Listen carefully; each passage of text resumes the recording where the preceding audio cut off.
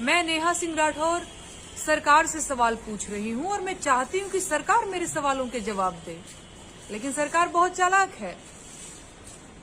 वो नहीं चाहती कि जनता और सरकार के बीच सीधा सवाल जवाब हो, तो उसने मेरे विरुद्ध कई ऐसे चापलूस कवियों, गायकों, भाटों, चारणों की पूरी फौज उतार दी है।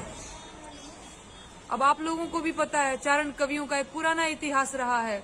ऐसे कवि, ऐसे गायक राजा के चरणों में बैठकर कुछ सिक्कों के लिए, कुछ इनामों के लिए इनकी प्रशंसा में कविताएं पढ़ते हैं, कविताएं गाते हैं। तो वो वक्त तो बदल गया है, लेकिन ऐसे लोग आज भी मौजूद हैं और अभी वही हो रहा है। लेकिन मैं समझती हूँ कि एक लोक कवि, एक जन कवि, एक लोक गायक, वो जो जनता की ओर से सरकार से सवाल पूछे, नेहा सिंह राठौर वही काम कर रही है।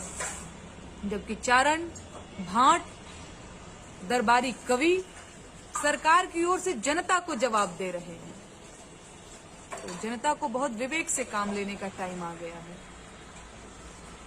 हम लोगों को एक चीज समझना होगा कि लोकतंत्र में चुनाव से ठीक पहले का टाइम ही एक ऐसा टाइम होता है जब सरकारों की पूंछ दबी होती है और जनता का भरपूर दबाव होता है सरकारों के ऊपर। ये वही टाइम है जब आप अपनी नाराजगी सरकारों से दर्ज करा सकते हैं, अपनी शिकायतें बता सकते हैं, आपके क्षेत्र में, आपके गांव में, आपके घर में, या फिर आपको किस तरह की परेशानी है, आप सारी चीजें बता सकते हैं और सुधार करने की कोशिश कर सकते हैं। लेकिन ऐसे टाइम पे भी इन दरबारी कवियों ने, इस ऐसे संवेदनशील टाइम पे भी इन दरबारी कवियों ने, ऐसे जरूरी मौके पर भी इन भाटों ने जनता को भ्रमित कर रखा है और सरकार के बोल रहे हैं।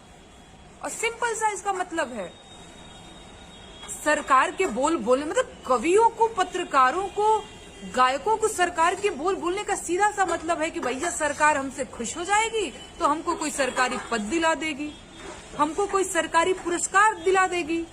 पर ये तो जनता के साथ धोखाधड़ी है। जिस जनता ने आपको प्यार दिया, सम्मान दिया, सुपरस्टार बनाया है, इसलिए ताकि आप बड़े लेवल पे जाके सरकार के बोलेंगे, जनता इसे हमेशा याद रखेगी। पता नहीं इनको क्यों ऐसा लगता है कि, मतलब अभी भी इनको समझ में नहीं आ रहा है कि असल जो सम्मान है वो तामपत्र और शॉल पा जाने में नहीं है, वो जनता के हृदय में जगह बनाने में है।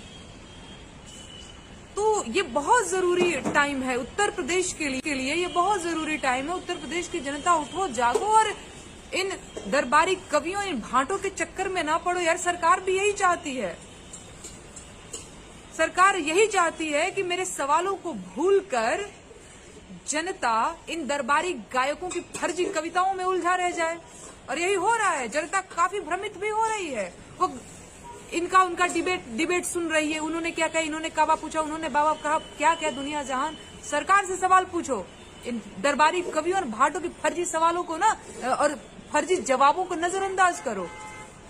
सवाल पूछो, सरकार चुनने का मौका आया है ना। बाकी मैं हमेशा सवाल करती रही हूं और सवाल करती रहूंगी। ठीक है, यही सारी बातें हमको करनी थी, बाकी जनता ही डिसाइड करती है जो भी उसको डिसाइड करना रहता है। और पार्ट 3 में लिख रही हूँ और जल्दी ही लिख करके अपलोड करती हूँ। प्यार और आशीर्वाद बनाए रखिएगा। धन्यवाद।